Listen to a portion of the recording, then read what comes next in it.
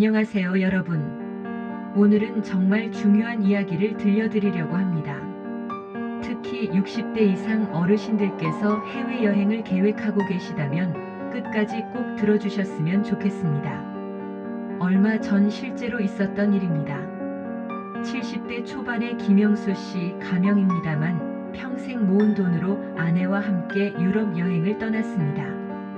건강도 나쁘지 않았고 병원에서도 여행 가능하다는 소견을 받았죠. 그런데 인천공항에서 출발해 독일 프랑크푸르트로 가는 11시간의 비행 중에 큰 문제가 생겼습니다.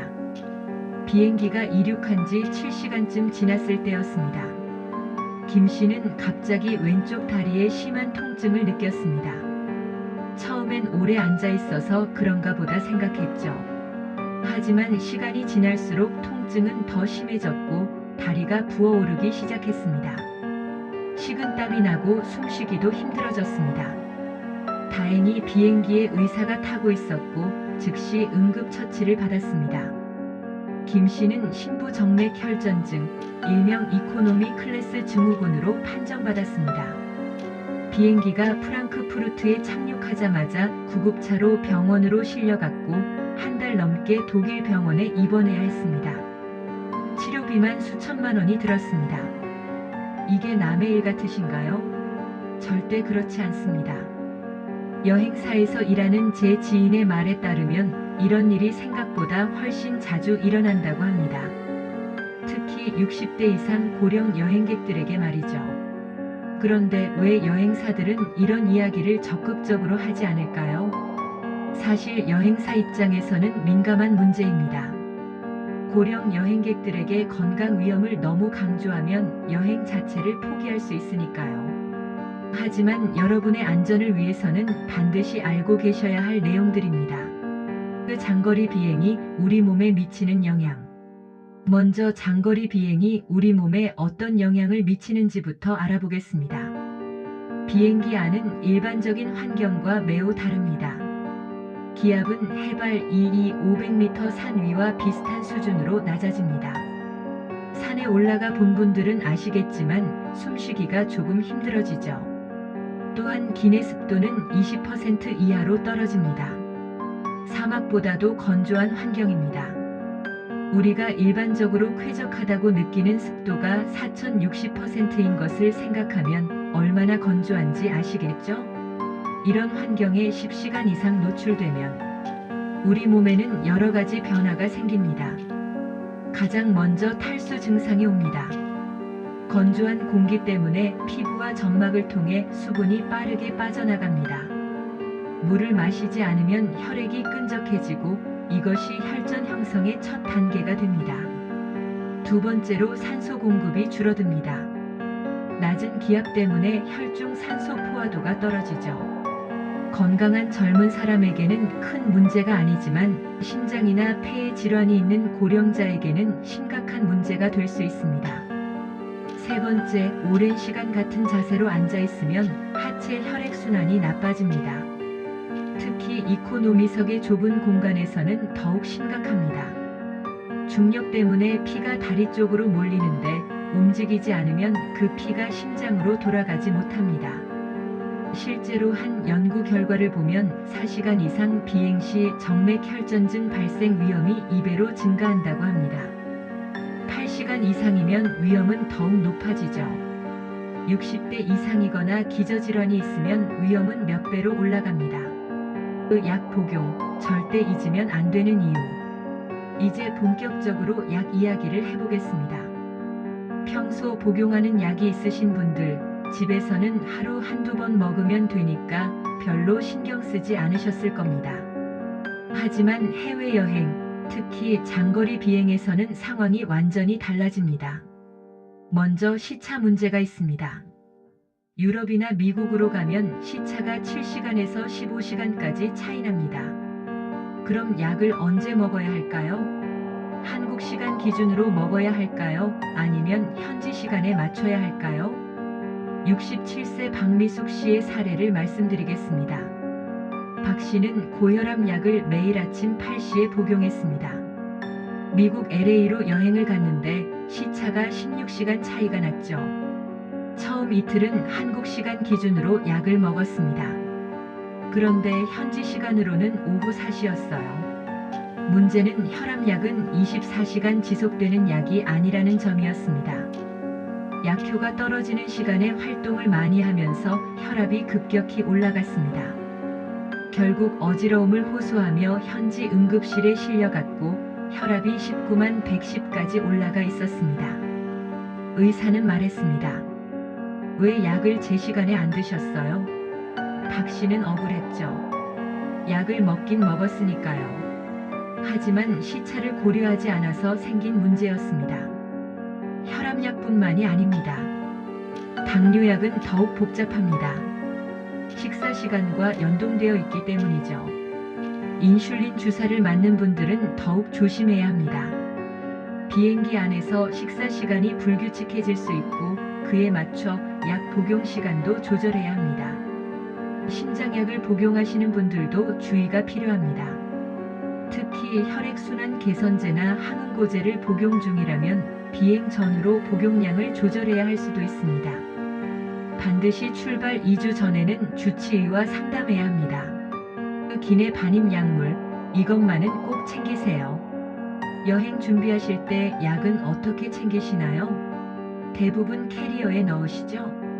이게 첫 번째 실수입니다. 복용 중인 모든 약은 반드시 기내 수화물로 가져가셔야 합니다. 왜냐고요? 첫째, 캐리어는 분실될 수 있습니다. 생각보다 자주 일어나는 일입니다. 특히 환승하는 경우 짐이 엉뚱한 곳으로 가는 경우가 있죠. 65세 최진호 씨는 파리 여행을 갔다가 캐리어를 분실했습니다. 다행히 3일 후 찾았지만 그 사이 혈압약과 당뇨약을 먹지 못했습니다.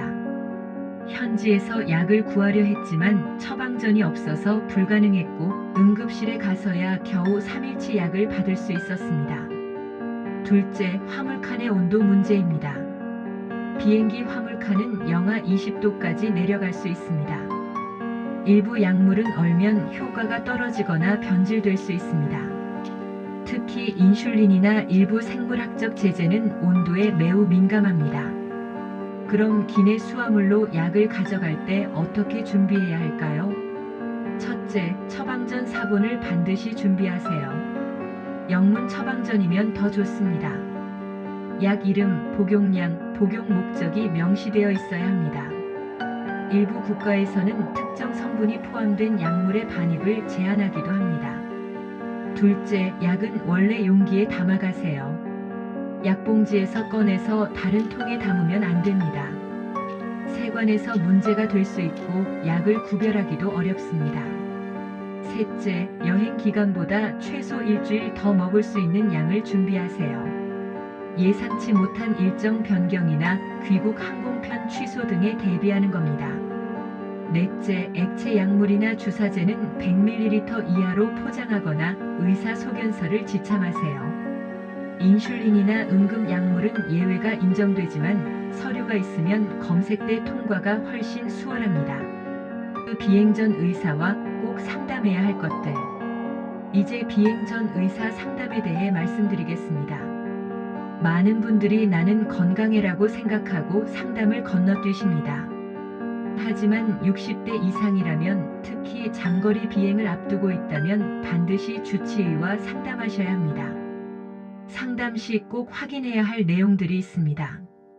첫째, 비행 가능 여부입니다. 최근 6개월 이내 심혈관 질환으로 치료받은 적이 있거나 호흡기 질환이 있다면 특히 중요합니다. 의사는 현재 건강 상태를 평가하고 비행이 안전한지 판단해 줍니다. 실제로 심근경색 후 4주 이내, 뇌졸중 후 2주 이내에는 비행을 권장하지 않습니다. 또한 조절되지 않는 심부전이나 심각한 빈혈이 있는 경우에도 마찬가지입니다. 둘째, 약 복용 스케줄 조정입니다. 시차가 있는 지역으로 여행할 때 약을 언제 먹어야 하는지 구체적인 가이드를 받으세요. 어떤 약은 한국 시간 기준으로 계속 복용하고 어떤 약은 현지 시간에 맞춰 조정해야 할 수도 있습니다. 특히 당뇨병 환자의 경우 인슐린 용량 조절이 필요할 수 있습니다. 비행 중 활동량이 줄어들고 식사 시간이 불규칙해지기 때문입니다. 셋째, 혈전 예방약 처방 여부입니다. 과거 혈전증 병력이 있거나 고위험군에 속한다면 의사가 예방적으로 아스피린이나 헤파린을 처방할 수 있습니다. 이건 꼭 의사 판단에 따라야 합니다. 자의로 복용하면 출혈 위험이 있습니다. 넷째, 응급상황 대처법입니다. 비행 중 가슴이 답답하거나 숨이 차거나 다리가 붓는 등의 증상이 나타나면 어떻게 해야 하는지 미리 알아두어야 합니다. 72세 이순자 씨는 출발 전 주치의와 상담해서 자세한 가이드를 받았습니다. 약 복용 시간표, 비행 중 주의사항, 응급상황 대처법까지 적힌 종이를 받아 항상 지니고 다녔습니다. 실제로 비행 중 가슴이 답답한 증상이 있었을 때 그 종이를 보고 침착하게 대처할 수 있었습니다. 그 기내에서 실천해야 할 건강수칙. 자, 이제 비행기에 탑승했습니다. 여기서부터가 정말 중요합니다. 10시간 넘게 비행하는 동안 어떻게 건강을 지킬 수 있을까요? 첫 번째 수칙, 물을 충분히 마시세요. 최소 1시간에 한 컵씩 마시는 게 좋습니다. 화장실 가기 귀찮아서라고 물을 안 마시는 분들이 계신데 이게 가장 위험합니다. 탈수는 혈전증의 주요 원인입니다. 커피나 알코올은 피하세요. 이뇨 작용이 있어서 오히려 탈수를 악화시킵니다. 기내 서비스로 와인 한 잔쯤이야 하시는 분들 정말 삼가시는 게 좋습니다. 두 번째 수칙, 최소 12시간마다 자리에서 일어나 걸어 다니세요. 화장실 가는 김에 기내를 천천히 한 바퀴 도는 것도 좋습니다. 승무원들도 통행에 방해되지 않는 한 이해해줍니다. 만약 옆 사람 때문에 자주 일어나기 어렵다면 자리에 앉은 채로 할 수 있는 운동이 있습니다. 발목을 돌리거나 발꿈치를 들었다 내렸다 하는 동작을 반복하세요. 종아리 근육을 움직여 혈액순환을 돕습니다. 허벅지 근육도 수축과 이완을 반복하세요. 겉으로 보기엔 가만히 앉아 있는 것 같지만 근육을 움직이는 겁니다. 5초 동안 힘을 주었다가 5초 동안 이완하는 것을 10회씩 1시간에 한두 번씩 하세요. 세 번째 수칙, 압박 스타킹을 착용하세요. 의료용 압박 스타킹은 다리 정맥의 혈액이 심장으로 돌아가는 것을 도와줍니다. 특히 이코노미석을 이용하는 고령 여행객에게는 필수입니다. 약국에서 쉽게 구입할 수 있고 가격도 3만원에서 5만원 정도입니다. 비행 23시간 전에 착용하고 착륙 후 12시간까지 유지하는 게 좋습니다. 네 번째 수칙, 편안한 옷을 입으세요. 꽉 끼는 옷이나 벨트는 혈액순환을 방해합니다. 특히 허리띠를 꽉 조이면 복부 정맥이 압박되어 하체 정맥 압력이 높아집니다. 다섯 번째 수칙, 약 복용 시간을 정확히 지키세요. 스마트폰 알람을 설정해두면 도움이 됩니다. 비행 중에는 시간 감각이 흐려지기 쉬우니까요. 그 목적지 도착 후 첫 3일이 중요합니다. 드디어 목적지에 도착했습니다. 이제 약은 안 중요할까요? 아닙니다. 오히려 도착 후 첫 3일이 더 중요합니다. 시차 적응 과정에서 우리 몸은 큰 스트레스를 받습니다. 생체 리듬이 깨지면서 혈압이 불규칙해지고 혈당 조절이 어려워집니다. 이때 약을 제대로 복용하지 않으면 문제가 생깁니다. 시차 적응을 위한 약 복용 전략을 말씀드리겠습니다. 동쪽으로 여행하는 경우 예를 들어 한국에서 미국 동부로 갔다면 시차가 14시간 차이입니다. 이 경우 약 복용 시간을 점진적으로 조정하는 것이 좋습니다. 첫날은 원래 복용 시간에서 45시간 정도만 당기거나 늦춥니다. 둘째 날은 또 45시간 조정하고 셋째 날의 현지 시간에 완전히 맞춥니다. 급격한 변화보다는 점진적 적응이 훨씬 안전합니다. 서쪽으로 여행하는 경우 예를 들어 유럽으로 갔다면 시차가 78시간입니다. 이 경우도 마찬가지로 23일에 걸쳐 점진적으로 조정합니다. 중요한 것은 절대 약을 걸으면 안 된다는 점입니다. 시차 때문에 헷갈려서라는 이유로 약을 안 먹는 것이 가장 위험합니다. 차라리 시간이 좀 어긋나더라도 하루 복용량은 꼭 지키세요. 또한 도착 후 첫 3일 동안은 무리한 일정을 피하세요. 관광이 목적이라도 첫날은 숙소 근처에서 가볍게 적응 시간을 가지는 게 좋습니다. 실제로 한 여행사 가이드의 말에 따르면 문제가 생기는 경우 대부분 도착 첫날이나 둘째 날이라고 합니다. 피곤한 몸으로 무리하게 관광을 다니다가 쓰러지는 경우가 많다고 하죠. 그 현지에서 약이 떨어지면 어떻게 하나요? 아무리 준비를 잘해도 예상치 못한 상황이 생길 수 있습니다. 약을 잃어버렸거나 예상보다 여행 기간이 길어져서 약이 떨어질 수도 있죠. 이럴 때 어떻게 해야 할까요? 첫째, 출발 전에 준비한 영문 처방전이 중요합니다. 이걸 가지고 현지 병원이나 약국을 찾아가세요. 대부분의 국가에서는 처방전이 있으면 동일하거나 유사한 약을 구할 수 있습니다. 둘째, 여행자 보험에 가입했다면 보험사에 연락하세요. 많은 보험사가 해외 의료 지원 서비스를 제공합니다. 현지 병원을 연결해 주거나 통역 서비스를 제공하기도 합니다. 셋째, 한국 대사관이나 영사관의 도움을 요청할 수 있습니다. 의료 지원 자체는 제공하지 않지만 한국어가 가능한 병원이나 약국을 안내해 줄 수 있습니다. 넷째, 응급 상황이라면 주저하지 말고 현지 응급실을 찾아가세요. 나중에 비용 청구 문제는 보험으로 해결할 수 있습니다. 건강이 우선입니다. 69세 정우진 씨의 경우 스페인 여행 중 가방을 도난당해 모든 약을 잃어버렸습니다. 다행히 영문 처방전을 호텔 금고에 따로 보관해 두었고 이걸 가지고 현지 병원을 방문해 일주일치 약을 받을 수 있었습니다. 그 여행자 보험, 이것만은 확인하세요. 여행자 보험 이야기가 나왔으니 이 부분도 짚고 넘어가겠습니다. 특히 60대 이상은 여행자 보험 가입 시 주의할 점이 많습니다. 첫째, 기존 질환에 대한 보장 여부를 확인하세요. 많은 보험이 기존 질환으로 인한 치료는 보장하지 않습니다. 하지만 일부 보험은 추가 보험료를 내면 기존 질환도 보장해줍니다.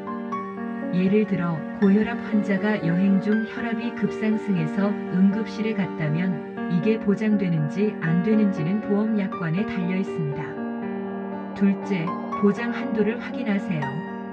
해외 의료비는 상상을 초월합니다. 미국에서 하룻밤 입원하면 수백만 원에서 수천만 원이 나올 수 있습니다. 최소 5천만 원 이상, 가능하면 1억 원 이상 보장되는 상품을 선택하세요. 셋째, 의료비 직접 청구 서비스가 있는지 확인하세요. 이게 없으면 일단 본인이 치료비를 다 내고 나중에 한국에 돌아와서 청구해야 합니다. 금액이 크면 큰 부담이 되죠. 직접 청구 서비스가 있으면 보험사가 병원과 직접 정산합니다. 본인은 공제액이나 비보장 항목에 대해서만 부담하면 됩니다. 넷째, 긴급 이송 서비스가 포함되어 있는지 확인하세요. 만약 현지에서 치료가 어려운 상황이 생기면 의료 전용기로 한국까지 이송해야 할 수도 있습니다. 이 비용은 수억 원에 달할 수 있습니다. 그 실전 체크리스트. 자, 이제 정리해 볼까요? 60대 이상 해외여행 준비 체크리스트입니다. 출발 2주 전. 마이너스 주치의와 상담 약속 잡기. 마이너스 여행 가능 여부 확인. 마이너스 약 복용 스케줄 조정 상담. 마이너스 필요시 예방약 처방받기.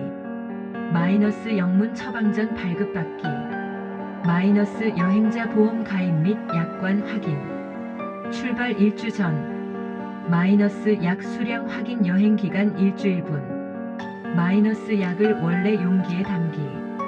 마이너스 처방전 사본 2부 준비 한 부는 따로 보관. 마이너스 압박 스타킷 구입. 마이너스 비상 연락처 정리 보험사 대사관 현지 병원. 출발 당일. 마이너스 모든 약을 기내 수화물에 넣기. 마이너스 압박 스타킹 착용. 마이너스 편안한 옷 입기. 마이너스 물병 준비 보안 검색 후 구입. 비행 중. 마이너스 1시간마다 물 마시기. -2시간마다 걷거나 스트레칭하기.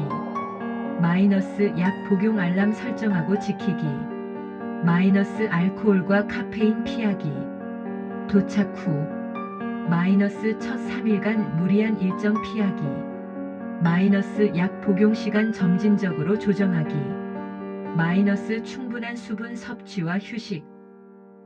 이상 증상 발견 시 즉시 병원 방문. 마무리하며 여러분, 오늘 말씀드린 내용이 조금 걱정스럽게 느껴지실 수도 있습니다. 하지만 이건 여행을 포기하라는 이야기가 아닙니다. 오히려 안전하게 여행을 즐기시라는 이야기입니다. 60대, 70대라고 해서 여행을 못할 이유는 전혀 없습니다. 오히려 요즘 그 나이대 분들이 가장 활발하게 여행을 다니시죠. 시간도 여유롭고 경제적으로도 안정되어 있고 건강도 관리가 잘 되어 있으니까요. 다만 젊었을 때와는 다르게 조금 더 신경 써야 할 부분들이 있다는 겁니다. 특히 약물 복용과 건강 관리는 정말 중요합니다. 이것만 제대로 챙기면 얼마든지 안전하고 즐거운 여행을 하실 수 있습니다. 제 지인의 부모님 이야기를 하나 더 들려드리겠습니다. 75세의 김정희 할머니는 오래전부터 남편과 함께 이탈리아 여행을 꿈꿔왔습니다. 하지만 고혈압과 당뇨가 있어서 계속 망설였죠. 자식들도 걱정이 많았습니다. 그런데 작년에 드디어 용기를 내서 여행을 다녀오셨습니다. 출발 한 달 전부터 철저하게 준비했습니다. 주치의와 3번이나 상담했고 약 복용 계획을 시간대별로 꼼꼼하게 세웠습니다. 여행자 보험도 기존 질환까지 보장되는 상품으로 가입했습니다. 비행기에서는 매시간 물을 마셨고 2시간마다 일어나서 걸었습니다. 옆자리 승객이 이상하게 볼까봐 걱정했지만 건강이 더 중요하다고 생각하고 실천했습니다. 이탈리아에 도착해서는 첫날 호텔에서 푹 쉬었습니다. 일행들이 관광을 가자고 했지만 내일부터 열심히 다니자며 거절했습니다. 그리고 둘째 날부터는 컨디션이 좋아져서 로마, 피렌체, 베네치아를 모두 즐겁게 여행했습니다. 무엇보다 약 복용 시간을 철저히 지켰습니다. 스마트폰 알람이 울리면 어디에 있든 약부터 먹었습니다. 레스토랑에서 식사 중이든 미술관에서 그림을 보고 있든 상관없이 말이죠. 결과적으로 아무 문제 없이 2주간의 여행을 마치고 건강하게 돌아오셨습니다.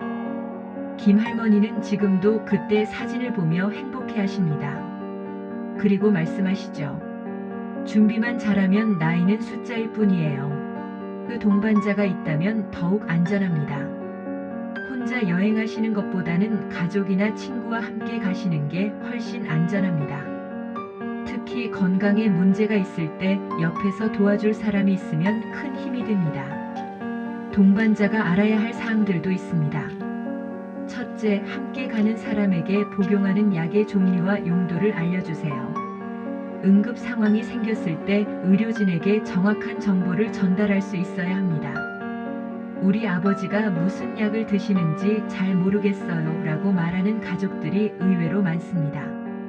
이러면 응급처치가 어려워집니다. 둘째, 알레르기나 특이 체질이 있다면 이것도 공유하세요. 어떤 약물에 알레르기가 있는지, 어떤 음식을 피해야 하는지 등을 동반자가 알고 있어야 합니다. 셋째, 여행 일정을 짤 때 컨디션을 고려해서 함께 계획하세요. 하루 종일 걷는 일정보다는 중간중간 휴식 시간을 넣는 게 좋습니다. 넷째, 서로의 이상 증상을 체크해주세요. 본인은 괜찮다고 생각해도 얼굴색이 안 좋거나 걸음걸이가 평소와 다르거나 말이 어눌해지는 등의 변화를 옆 사람이 더 잘 알아챌 수 있습니다. 그 단체 여행 vs 개인 여행. 60대 이상 여행객들은 단체 관광을 선택하는 경우가 많습니다. 혼자 준비하는 것보다 편하니까요. 하지만 건강관리 측면에서 어느 것이 더 나을까요? 단체 여행의 장점은 가이드가 있다는 겁니다. 문제가 생겼을 때 현지 사정을 잘 아는 가이드가 병원을 연결해 주거나 도움을 줄 수 있습니다. 또한 단체 행동이기 때문에 혼자 길을 잃을 염려가 없죠. 하지만 단점도 있습니다. 일정이 타이트한 경우가 많아서 쉬고 싶을 때 쉬기 어렵습니다. 약 먹을 시간에 맞춰 일정을 조절하기도 힘들죠. 실제로 한 여행 가이드의 증언입니다. 단체 관광 중에 어르신들이 약 드실 시간이 되어도 말씀을 안 하세요. 다른 사람들에게 폐 끼칠까봐 걱정하시는 거죠. 그러다가 나중에 컨디션이 안 좋아지는 경우가 있습니다. 따라서 단체 여행을 선택하신다면 출발 전에 여행사와 가이드에게 본인의 건강 상태와 약 복용 시간을 미리 알려주세요. 대부분의 가이드들은 이런 상황을 충분히 이해하고 배려해줍니다. 개인 여행의 경우 일정을 자유롭게 조절할 수 있다는 장점이 있습니다. 피곤하면 호텔에서 쉬면 되고 약 먹을 시간에 맞춰 식사 시간을 정할 수 있죠. 하지만 모든 것을 스스로 해결해야 한다는 부담이 있습니다. 특히 언어가 통하지 않는 나라에서 병원을 찾아가야 한다면 어려움이 클 수 있습니다. 어떤 방식을 선택하든 본인의 건강 상태와 성향에 맞는 것을 고르는 게 중요합니다. 목적지별 주의사항. 여행지에 따라서도 주의할 점이 다릅니다. 고산지대 티베트, 페루, 볼리비아 등 해발 2,500m 이상의 고산지대는 60대 이상에게는 상당히 위험할 수 있습니다. 산소가 부족해서 심장과 폐에 큰 부담을 줍니다. 특히 심혈관 질환이나 호흡기 질환이 있다면 고산지대 여행은 피하는 게 좋습니다. 꼭 가야 한다면 출발 전 반드시 주치의와 상담하고 고산병 예방약을 처방받으세요. 열대 지역 동남아, 아프리카, 남미 등 더위와 습도가 높은 지역은 탈수 위험이 큽니다. 땀을 많이 흘리면서 수분과 전해질이 빠져나가기 때문이죠. 혈압약이나 이뇨제를 복용 중이라면 더욱 조심해야 합니다. 이런 약들이 탈수를 악화시킬 수 있거든요. 물을 평소보다 더 자주, 더 많이 마셔야 합니다. 또한 열대 지역은 감염병 위험이 있습니다. 말라리아, 댕기열, 지카 바이러스 등이 있는 지역이라면 출발 전 예방접종과 예방약을 챙겨야 합니다. 추운 지역 북유럽, 캐나다, 러시아 등 추운 날씨는 혈관을 수축시켜 혈압을 올립니다. 심장에도 부담을 주죠. 고혈압이나 심장병이 있다면 갑작스럽게 추운 곳에 노출되는 것을 피해야 합니다. 실내외 온도 차이도 주의해야 합니다. 따뜻한 실내에서 갑자기 영하의 야외로 나가면 혈압이 급격히 변할 수 있습니다. 천천히 적응하면서 나가세요. 시차가 큰 지역 미주, 유럽 등 앞서 말씀드린 것처럼 시차 적응이 중요합니다. 특히 동쪽으로 갈수록 적응이 어렵습니다. 서쪽으로 가는 게 상대적으로 쉽죠. 도착 후 첫 23일은 가벼운 일정으로 시작하고 밤에 잠이 안 오더라도 수면제를 함부로 복용하지 마세요. 주치의가 처방한 경우가 아니라면 말이죠. 식사 관리도 중요합니다. 여행 중 식사 관리도 빼놓을 수 없는 부분입니다. 특히 당뇨병이 있거나 특정 식이요법을 하고 있다면 더욱 신경 써야 합니다.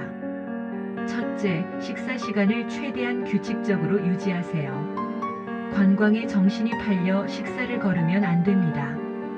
특히 당뇨약이나 인슐린을 사용하는 경우 식사를 거르면 저혈당이 올 수 있습니다. 둘째, 낯선 음식을 한꺼번에 많이 먹지 마세요. 소화가 안 되거나 배탈이 날 수 있습니다. 현지 음식을 맛보되 과하지 않게 적당히 드세요. 셋째, 짠 음식을 조심하세요. 여행지 음식은 대체로 짜게 만들어져 있는 경우가 많습니다. 고혈압이 있다면 더욱 주의해야 합니다. 넷째, 물은 반드시 생수를 드세요. 특히 동남아시아나 중남미, 아프리카 등에서는 수돗물을 절대 마시면 안 됩니다. 양치질할 때도 생수를 사용하는 게 안전합니다. 다섯째, 길거리 음식은 신중하게 선택하세요. 위생 상태를 확인하기 어렵고 배탈이 나면 여행 내내 고생할 수 있습니다. 68세 황인숙 씨는 베트남 여행 중 길거리 음식을 먹고 식중독에 걸렸습니다. 설사와 구토가 심해서 3일간 호텔 방에만 있어야 했죠. 탈수까지 와서 링거를 맞아야 했습니다. 여행 경비도 경비지만 무엇보다 즐거워야 할 여행이 고통스러운 기억으로 남았습니다. 응급상황 대처법. 만약의 경우를 대비해서 응급상황 대처법도 알아두셔야 합니다. 가슴 통증이 있을 때, 가슴이 답답하거나 조이는 느낌이 들거나 통증이 있다면 즉시 주변에 알리세요. 비행기라면 승무원을, 호텔이라면 프런트를, 관광지라면 가이드나 동행자를 부르세요. 절대 좀 쉬면 괜찮아지겠지 하고 참지 마세요. 심근경색은 시간이 생명입니다. 증상 발생 후 2시간 이내에 치료받아야 합니다. 호흡 곤란이 있을 때, 숨쉬기가 힘들거나 헐떡이거나 가슴이 답답하다면 역시 즉시 도움을 요청하세요. 폐색 전증이나 신부전의 증상일 수 있습니다. 자세를 바꿔보세요. 누워있다면 상체를 일으키고 앉아있다면 상체를 앞으로 숙이는 자세가 도움이 될 수 있습니다. 다리가 붓고 통증이 있을 때, 한쪽 다리만 유독 붓고 통증이 있다면 신부정맥 혈전증을 의심해야 합니다. 특히 종아리가 뻣뻣하고 붉게 변했다면 더욱 그렇습니다. 이때는 절대 마사지하지 마세요. 혈전이 떨어져 나가 폐로 가면 폐색 전증이 되어 생명이 위험할 수 있습니다. 다리를 움직이지 말고 즉시 응급실로 가야 합니다. 어지럽거나 의식이 흐릿할 때, 저혈당이나 고혈당 혹은 뇌졸중의 증상일 수 있습니다. 당뇨가 있다면 먼저 혈당을 체크하세요. 여행용 혈당 측정기를 꼭 챙겨가시는 게 좋습니다. 저혈당이면 사탕이나 주스로 혈당을 올리고 고혈당이면 물을 마시고 안정을 취하세요. 하지만 의식이 흐릿하거나 말이 어눌해진다면 즉시 응급실로 가야 합니다. 귀국 후에도 관리는 계속됩니다. 무사히 여행을 마치고 한국에 돌아왔습니다. 이제 끝일까요? 아닙니다. 귀국 후에도 며칠간은 주의가 필요합니다. 첫째, 귀국 후 23일은 충분히 쉬세요. 시차 적응과 여행 피로로 몸이 지쳐 있습니다. 바로 일상으로 복귀하기보다는 휴식 기간을 가지세요. 둘째, 약 복용 시간을 다시 한국 시간에 맞춰 조정하세요. 여행지 시간에 맞춰 먹다가 돌아와서 갑자기 바꾸면 안 됩니다. 깔때처럼 23일에 걸쳐 점진적으로 조정하세요. 셋째, 귀국 후 일주일 이내에 주치의를 방문하세요. 여행 중 건강 상태를 체크받고 약 복용에 문제가 없었는지 확인받는 게 좋습니다. 넷째, 이상 증상이 있다면 즉시 병원에 가세요. 특히 다리 통증이나 부종, 호흡 곤란 등은 비행 후 2주까지도 나타날 수 있습니다. 73세 서명수 씨는 호주 여행을 다녀온 지 일주일 후 갑자기 호흡 곤란을 느꼈습니다. 병원에 갔더니 폐색 전증 진단을 받았습니다. 의사는 장거리 비행 중 생긴 혈전이 폐로 이동한 것이라고 설명했습니다. 다행히 빨리 발견해서 치료를 받았고 한 달간의 치료 끝에 회복했습니다. 만약 증상을 무시하고 참았다면 위험할 수도 있었던 상황이었습니다. 그 여행은 즐거워야 합니다. 지금까지 긴 이야기 들어주셔서 감사합니다. 혹시 이 내용을 듣고 여행이 너무 무섭고 복잡하네, 그냥 집에 있어야겠다라고 생각하신 분 계신가요? 절대 그러지 마세요. 여행은 삶의 큰 즐거움 중 하나입니다. 새로운 곳을 보고 다른 문화를 경험하고 아름다운 풍경을 감상하는 것은 나이와 관계없이 누구에게나 소중한 경험입니다. 오히려 나이가 들수록 여행의 의미는 더 깊어집니다. 젊었을 때는 빨리빨리 많은 곳을 보려고 했다면 이제는 한 곳을 천천히 음미하며 즐길 수 있죠. 역사와 예술에 대한 이해도 깊어서 박물관이나 미술관을 더 의미 있게 관람할 수 있습니다. 다만 안전하게, 건강하게 다녀오시는 게 중요합니다. 오늘 말씀드린 내용들은 그를 위한 것들입니다. 복잡해 보이지만 사실 크게 어려운 게 아닙니다. 정리하면 이렇습니다. 마이너스 출발 전 주치의와 상담하기. 마이너스 약을 충분히 준비해서 기내 수화물에 넣기. 마이너스 비행 중 물 많이 마시고 자주 움직이기.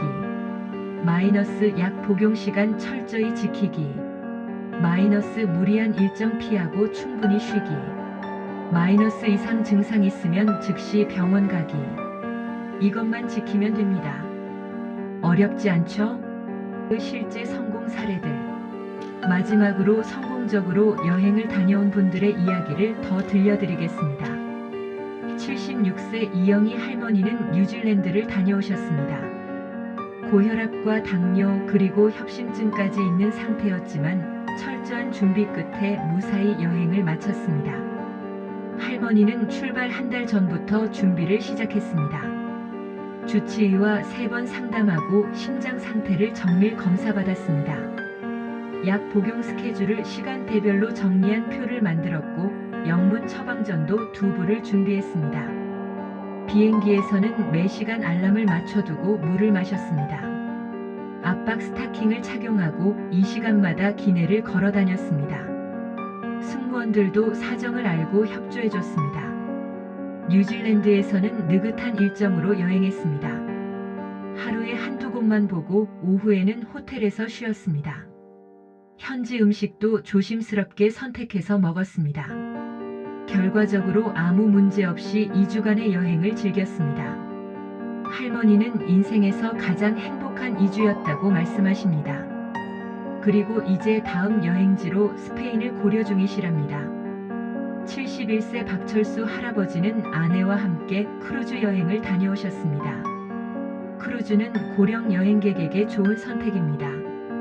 짐을 풀 필요 없이 배가 여러 도시를 데려다주고 배 안에 의료시설도 있으니까요. 박 할아버지는 크루즈 회사에 미리 본인의 건강 상태와 약 복용 사항을 알렸습니다.